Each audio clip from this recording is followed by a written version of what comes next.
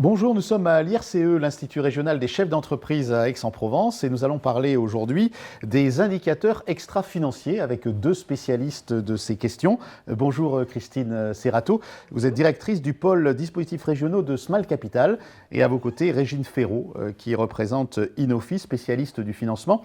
Quand on parle de financement aux chefs d'entreprise qui viennent se former à l'IRCE, on a bien sûr les indicateurs financiers assez classiques dans l'analyse par exemple d'un bilan, mais de plus en plus on fait appel pour mieux connaître les entreprises à ces indicateurs extra-financiers.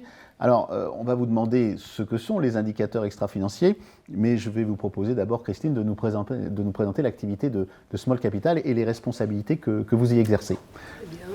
Donc Small Capital, c'est une société de gestion de fonds qui finance les entreprises, les PME, essentiellement régionales, mais son action rayonne, on va dire, sur toute la France et également à La Réunion. Oui. C'est donc de l'argent qui est récolté auprès d'institutionnels ou de particuliers pour être investi dans les entreprises et financer ainsi l'économie régionale et nationale. Et vos choix se font en fonction d'indicateurs financiers et extra-financiers. Alors, effectivement, depuis peu, mais quelques années maintenant, notre profession est très sollicitée pour intégrer ces indicateurs extra-financiers à la fois pour la propre gestion de ces établissements financiers, bien sûr, de ces sociétés de gestion, mais également pour inciter les entreprises qui sont financées à les intégrer progressivement, mais c'est une incitation qui est très forte, puisque par exemple chez Small Capital, on va intégrer ces indicateurs extra-financiers et une définition pour chaque entreprise qui est financée et des objectifs pour les améliorer au fil du temps.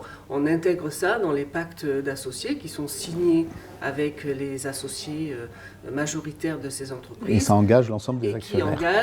Qui engage à la fois la société et les entreprises pour mettre en œuvre un plan d'amélioration, de définition et d'amélioration de ces indicateurs. Donc des éléments importants dans la gouvernance. De façon très très précise par des reportings et sur plusieurs années. On va y revenir. Alors Régine, pour vous, donc, présentez-nous l'activité de cette entreprise qui est basée à La Ciotat. Alors Inofi est un cabinet qui fait de l'accompagnement essentiellement de sociétés innovantes depuis une douzaine d'années sur les deux sujets principaux que sont, je dirais, la modélisation économique et les plans stratégiques et naturellement l'accompagnement au financement. D'accord. Aujourd'hui, justement, cette approche nouvelle de l'économie par ce qui n'est pas spécifiquement financier, vous la travaillez comment ?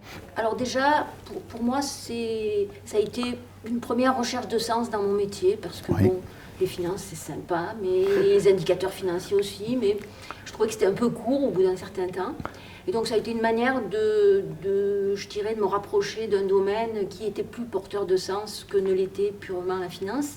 Et par ailleurs, Smalt, mais tous les fonds d'investissement et la quasi-totalité des financeurs se sont mis de toute façon à exiger ce type de performance et ce type de positionnement des entreprises. Donc je me suis dit que autant anticiper un peu et commencer à se poser la question de quels indicateurs, pourquoi faire, et être capable d'accompagner aussi les sociétés que j'accompagne sur ce volet-là. Et vous, la taille des sociétés que vous accompagnez ? C'est des petites boîtes, je dirais, comme certaines dans la salle, là. C'est-à-dire, j'accompagne de la création en général au premier tour en capital, c'est-à-dire à la première levée de fonds qui, on va dire, plafonne au million. D'accord. Donc c'est le premier chiffre d'affaires, c'est ça qui m'intéresse. Bon, alors on va venir dans le détail de ces indicateurs extra-financiers. Tout simplement, est-ce que vous pouvez m'en citer quelques-uns ? Qu'est-ce qu'on appelle un indicateur extra-financier ? Alors, ce sont des critères environnementaux, sociaux, sociétaux et de bonne gouvernance aussi, qu'on va introduire en termes de mise en place et de suivi en fonction de l'activité qui est exercée, en fonction des moyens qu'a l'entreprise à sa disposition, en fonction de sa profession, en fonction de plein de choses. C'est par exemple pour l'environnement, la gestion des déchets. Le social, ça va être par exemple la parité ou le turnover. Bonne gouvernance, ça va être, je ne sais pas, partager l'information. Et comment est-ce que vous mesurez ces indicateurs extra-financiers? Parce que sur la finance, c'est plus facile, mais là, vous avez des données chiffrées, statistiques Alors, c'est tout l'enjeu de cette démarche-là. Et d'ailleurs, je dirais qu'il faut saluer la démarche de l'ERCE, puisqu'aujourd'hui, c'est un peu à l'initiative de l'ERCE qu'on a fait une partie de ce travail-là, avec pour objectif de donner des outils de mesure aux entreprises, oui. De les rendre partagés et partageables, et de manière à ce qu'effectivement, je dirais, l'écosystème puisse s'appuyer sur des outils communs. Donc, pour moi, il y a deux volets. Il y a des choses qui sont potentiellement extractibles, qu'on peut aller chercher, on va dire, ouais. dans les données comptables, qui peuvent être des indicateurs de moyens. Quels moyens on met sur. Et puis, il va falloir inventer des nouveaux outils pour collecter ces données-là. Et justement, je dirais, le fait qu'on s'intéresse, et c'est un peu le cas de SMALT dans la partie RSI, enfin en particulier, qu'on s'intéresse à de jeunes boîtes, ça permet de semer la graine très tôt et de mettre en place des outils de pilotage qui seront là dès le démarrage de la boîte et qu'on pourra continuer à utiliser après. Et vous vérifiez l'impact de ces indicateurs extra-financiers sur les parties prenantes de l'entreprise, les clients, les salariés, les fournisseurs? Exactement, en fonction de... Alors, tous les critères qu'on peut imaginer ne sont pas tous suivis par les entreprises. Encore une fois, c'est très variable en fonction des situations. Mais on demande effectivement à ce qu'il y ait un suivi. Alors nous, on suit, mais c'est l'entreprise en premier chef qui va évidemment suivre ces indicateurs qui sont mis en place. Et on mesure, si vous voulez, la progression de reporting en reporting, d'année en année, sachant qu'il n'est pas question de donner des objectifs inatteignables à ces entreprises-là, mais surtout de mesurer des progressions d'un exercice à l'autre. Ça a un impact, l'indicateur extra-financier, sur la valorisation de l'entreprise? En général, pour valoriser l'entreprise, on fait des multiples. Alors, là, ça compte?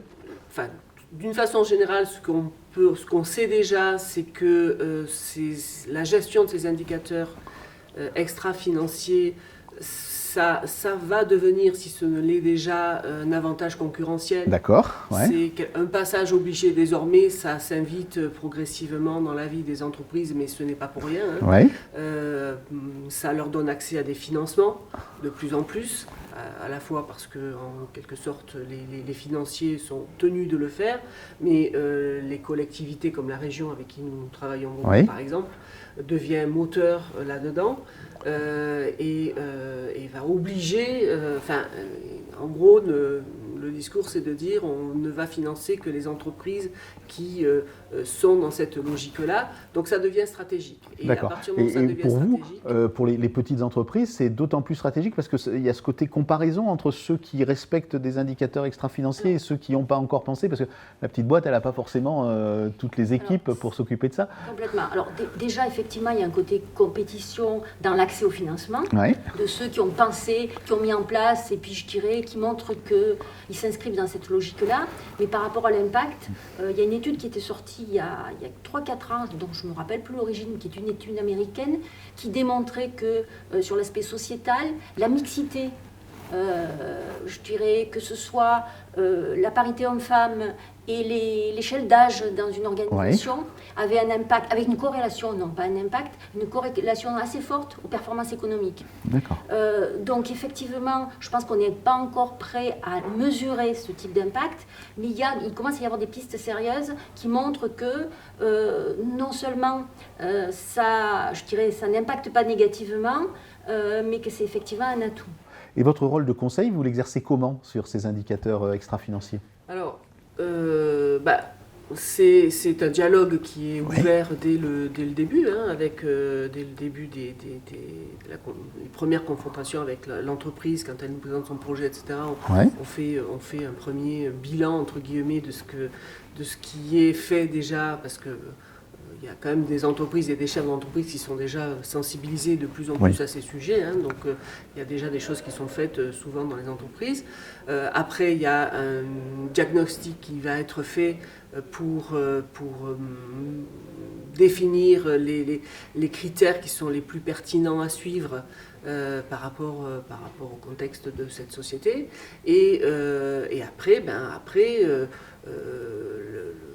on va agir un peu sous forme de conseil, effectivement, parce qu'on a un peu l'habitude de pratiquer. Oui, vous avez l'expérience de pratiquer ce type de sujet avec plusieurs entreprises, et on sait notamment dans la définition quantitative des objectifs à définir ce qu'il est sage de demander ou pas, par exemple.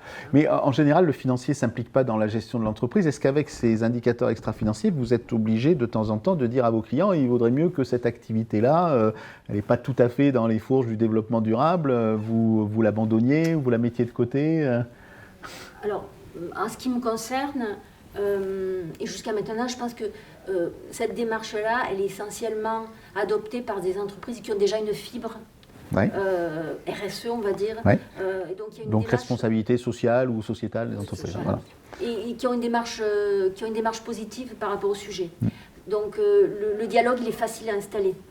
En ce qui me concerne, je ne me souviens pas d'avoir eu à intervenir dans une société où c'était bon, je veux aller là-dessus, mais j'y suis totalement imperméable. Donc le dialogue, il se porte plus sur les outils et les méthodes que sur la volonté effective du chef d'entreprise à aller sur le sujet. Après, il y a forcément des zones sur lesquelles c'est un peu plus grisé, il faut peut-être un peu plus de temps. Et puis il y a le facteur temps aussi, c'est ce que disait Christine tout à l'heure. Il faut arriver à définir des indicateurs qui s'adaptent à la taille et à la maturité de l'entreprise sur le domaine. Et dernière question, dans une période où on se rapproche peut-être du plein emploi, surtout dans les sociétés que vous financez, la concurrence pour avoir des collaborateurs, ça fait que ces éléments extra-financiers ils sont très importants pour attirer et pour fidéliser des équipes. C'est très très important. Alors évidemment les indicateurs sociaux, mais également sociétaux, qui sont aujourd'hui scrutés par les candidats comme étant un élément essentiel et quelque chose d'attractif ou pas dans une société qui est ciblée ou qui vient les chercher. Donc tout à fait, c'est très très important. Aujourd'hui, ça devient un critère essentiel pour les employeurs. Pour vous aussi, Régine ? Oui, et puis on voit bien que toutes ces entreprises-là en font un usage dans leur communication. Donc il ne faut pas être naïf. Effectivement, il y a je dirais le contenu objectif des indicateurs, et puis il y a un potentiel de communication qui est utilisé par les entreprises, et c'est très bien. Merci, et puis donc de toute façon on est formé sur ces questions aussi à l'IRCE, puisque évidemment l'Institut régional chef d'entreprise suit ce mouvement. Merci Régine Ferraud, merci Christine Serrato d'avoir été nos invités.